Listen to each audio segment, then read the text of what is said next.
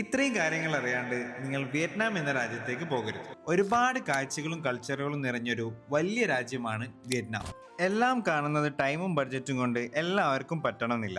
എന്നാൽ നിങ്ങളുടെ താല്പര്യം അനുസരിച്ചൊരു പ്ലാൻ നിങ്ങൾക്ക് തന്നെ തയ്യാറാക്കാം. വിയറ്റ്നാമിനെ ശരിക്കും പറഞ്ഞാൽ നമുക്ക് 3 പാർട്ടായി തരംതിരിക്കാം.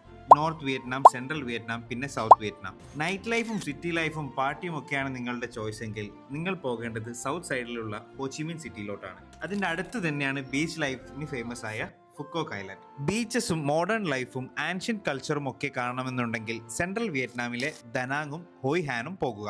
ഇനി നല്ലൊരു ക്രൂസ് ആൻഡ് ഐലൻഡ് എക്സ്പീരിയൻസ് ആണ് നിങ്ങൾ ആഗ്രഹിക്കുന്നതെങ്കിൽ നേരെ നോർത്ത് വിയറ്റ്നാമിലോട്ട് പോകുക. ഇവിടെ ക്രൂസുകളും വൈറ്റ് സാൻഡ് ബീച്ചസ് എക്സ്പീരിയൻസ് ചെയ്യാൻ ഹാലോങ് ബേയും പ്രകൃതി ഭംഗിയും ആൻഷ്യൻ വൈബ്സും വേണമെങ്കിൽ നിൻബിനും കാണാം. മൗണ്ടൻസ് എക്സ്പീരിയൻസ് ചെയ്യാനായി സാപ്പ, വിയറ്റ്നാമിലെ ഫുഡും കൾച്ചറിനായി ഹനോയ്. അങ്ങനെ കണ്ടാലും തീരാത്ത ഒരുപാട് ഡെസ്റ്റിനേഷനുകളുള്ള ഒരു പെർഫെക്റ്റ് ഗേറ്റ് അവേ ആണ് വിയറ്റ്നാം. അപ്പോൾ ഇതെല്ലാം അടങ്ങി നിങ്ങളുടെ ചോയ്സിനനുസരിച്ചൊരു ട്രാവൽ പ്ലാനാണ് നിങ്ങൾ നോക്കുന്നതെങ്കിൽ കോൺടാക്ട് ട്രിപ്സ്.